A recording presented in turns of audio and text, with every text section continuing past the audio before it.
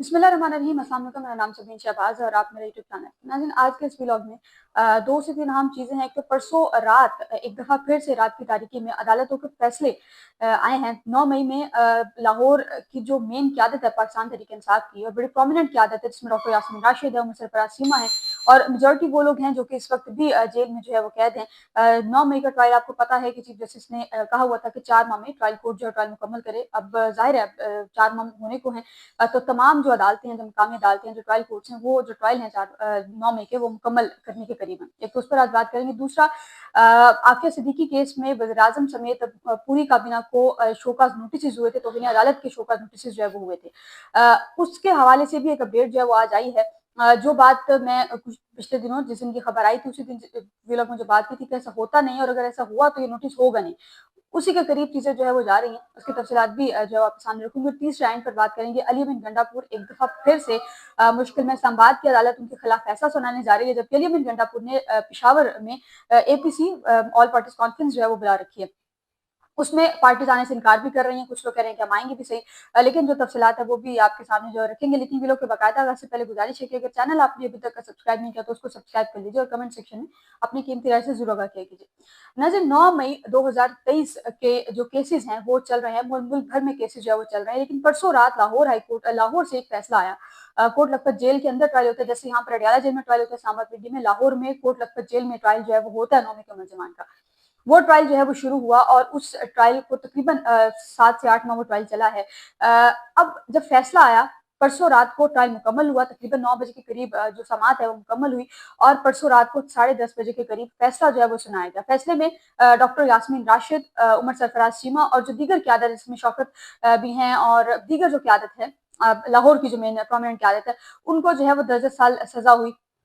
साथ ही साथ जो है वो शाह महमूद कुरैशी जो साबिक़ वज़ीर ख़ारजा रहे हैं, शाह महमूद कुरैशी साहब को इस 9 मई के मुकदमे से डिस्चार्ज किया गया। अब ये 42 सफ़हात पर मुश्तमिल फैसला, अगर आप ये फैसला पढ़ें तो कहीं पर भी आपको ये नज़र नहीं आएगा कि ये ट्रायल क्यों, क्योंकि पूरे 42 सफ़हात पर मुश्तमिल इस फैसले में अदालत के जो प्रोसिक्यूटर ने जो दलाइल दिए थे वो लिखे गए हैं, जो जवाब जमा कराए गए थे डॉक्टर यास्मीन राशिद की तरफ से, दीगर जो मुलज़मान थे उनकी तरफ से जो दलाइल जो है वो रिटन फॉर्म में सबमिट कराए गए थे, वो तमाम दलाइल जो है उसका ज़िक्र वहाँ पर किया गया, दीगर चीज़ों का ज़िक्र वहाँ पर किया गया।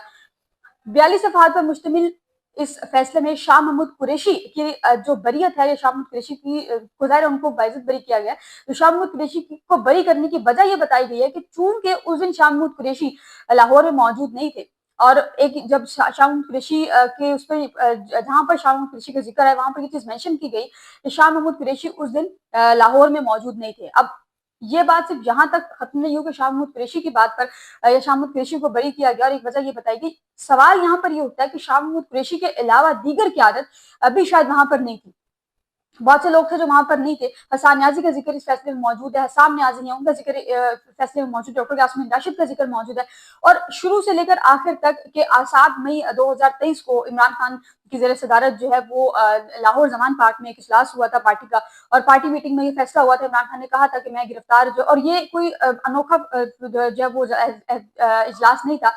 इससे पहले भी इमरान खान जब भी इस्लामाबाद आते थे किसी भी पेशी के लिए, जब आते थे डिस्ट्रिक्ट कोर्ट में आते थे, इस्लामाबाद हाई कोर्ट में आते थे, तो इमरान खान किसी भी पेशी पे आने से पहले ही कहकर आते थे कि मुझे गिरफ्तार। और आपको अगर याद हो तो इमरान खान ने 9 मई के गिरफ्तार होना था, उससे पहले जब इस्लामाबाद आ रहे थे तो इमरान खान एक वीडियो पैगाम रिकॉर्ड करवा कर आए थे। वो वीडियो पैगाम गाड़ी में रिकॉर्ड कराया था, और जब इमरान खान गिरफ्तारी हुई तो वीडियो पैगाम जो है वो फिर मंजरेआम पर भी आया था। तो इस बेस पर कि शाह महमूद कुरैशी जो है वो इस्लामाबाद में मौजूद, लाहौर में जब मौजूद थी, शाह महमूद कुरैशी को रिहा कर दिया गया, बरी कर दिया गया, और बाकी जितने भी मुलज़मान हैं बशमूल डॉक्टर यास्मीन राशिद वक्त मेडिकली भी फिट नहीं है, वो पेशेंट हैं, कैंसर की आई गेस 3rd या 4th स्टेज है उनकी, उनका ट्रीटमेंट वहाँ पर चल रहा है। लेकिन उनको जेल से हॉस्पिटल हर हफ्ते में 2 से 3 दफ़ा डॉक्टर यास्मीन राशिद को जो है वो हॉस्पिटल में लेकर जाया जाता है।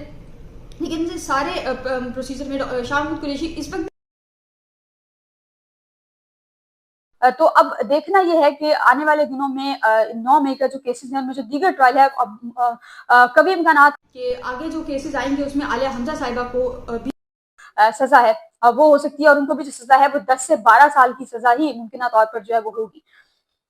दूसरा, रजिस्ट्रार इस्लामाबाद हाई कोर्ट की जानिब से ये कहा जा रहा है, जराए की जानिब से किए जा रहे हैं कि इसमें जस्टिस सरदार एजाज शाह खान ने लाहौर वज़ीर-ए-आज़म समेत पूरी काबीना को शोकॉज नोटिस जो है वो जारी किए थे तौहीन अदालत के।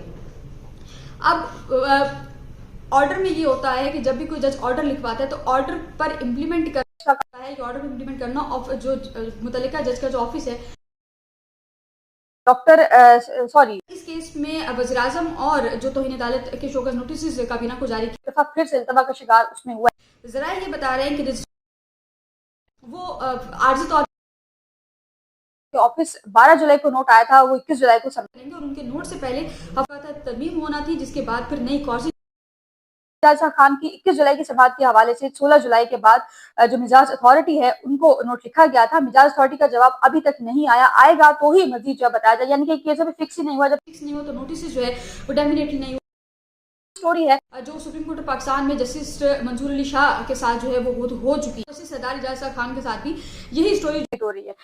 जरा ये कह रहे हैं कि जस्टिस सरदार एजाज शाह खान की जो अदालत है उसमें केस मुकर्रर नहीं हुआ था और लेकिन फिक्स केस जो है उसको सुना गया था और हुक्मनामा जारी हुआ था। वैसे हालात में अदालती जो हुक्मनामा है उस पर नोटिस कैसे भेजा जाए, मिजाज अथॉरिटी जो है राय जो है वो ली जाएगी और जस्टिस सरदार एजाज शाह खान ने वज़ीर-ए-आज़म समेत पूरी काबीना जिसमें तमाम वज़ीर-ए-आज़म हैं, तमाम मुशीर हैं, तमाम शामिल है, लेकिन उनको जो है तो नोटिस जो है वो जारी रखा है। और इस्लामाबाद हाई कोर्ट ने 2 हफ्ते में कहा था कि वज़ीर-ए-आज़म और वज़रा जो है वो जवाब जमा करें। अब इसका आगे फ्यूचर में क्या इम्पैक्ट पड़ेगा कि खान की अदालत में जब भी वफाकी काबीना की जानिब से उनको कोई रिप्रेजेंटेटिव पेश होगा या खुद वज़रा जो है वो पेश हुए तो वो ये कहेंगे कि हमारे पास तो नोटिस ही नहीं आया तौहीन अदालत का, तो हम कैसे अदालत में पेश होते। ये एक और जवाब है इस केस को 12-13 से 2001-2-3 से चल रहा है, इस वक्त तक वो केस चलता आ रहा है। इस वक्त आफिया सिद्दीकी को रिहा कराने में कोई भी गवर्नमेंट कामयाब नहीं हो सकी, चाहे वो इमरान खान की गवर्नमेंट हो चाहे वो ये, लेकिन इस गवर्नमेंट में चीजें जो है वो मजीद कॉम्प्लिकेटेड होती चली जा रही हैं। एंड पर अली मीर गंडापुर के हवाले से बात करते हैं।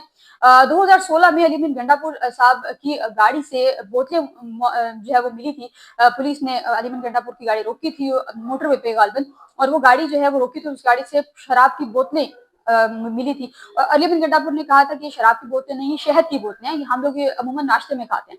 बहरहाल वो केस बना, वो केस 2016 में नून लीग की गवर्नमेंट थी, वो केस बना और वो केस चला, इतना लंबा चला कि आज तक वो केस चल रहा है। 2025 आ गया, तकरीबन 10 साल हो रहे हैं, आज तक वो केस जो है वो चल रहा है। अब इत्तलात ये हैं कि इस केस में अली बिन गंडापुर क्योंकि काफी टाइम से उनको बुलाया गया, उन पर फर्द जुर्म यकीन आयद किए जाने थे, लेकिन अली बिन गंडापुर अदालत में नहीं आए।